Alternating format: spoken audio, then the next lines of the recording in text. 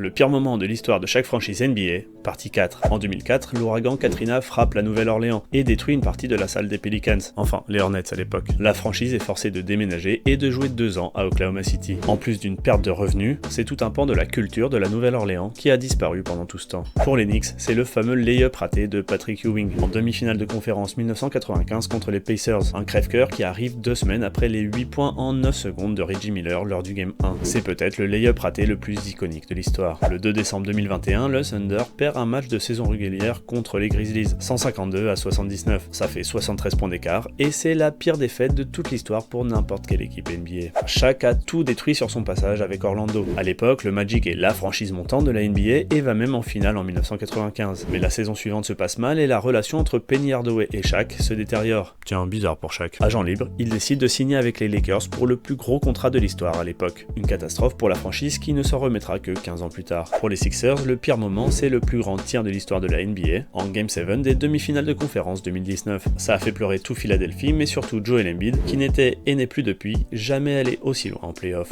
En 71, le first pick de la draft est décidé par un pile ou face. Le prix c'est Lou Alcindor, maintenant connu sous le nom de Karim Abdul-Jabbar. Ça se jouait entre les Bucks et les Suns, et Phoenix a perdu évidemment. Un coup dur dont la franchise ne s'est peut-être jamais remise, puisque les Suns n'ont jamais été champions. Abonne-toi pour la partie 5.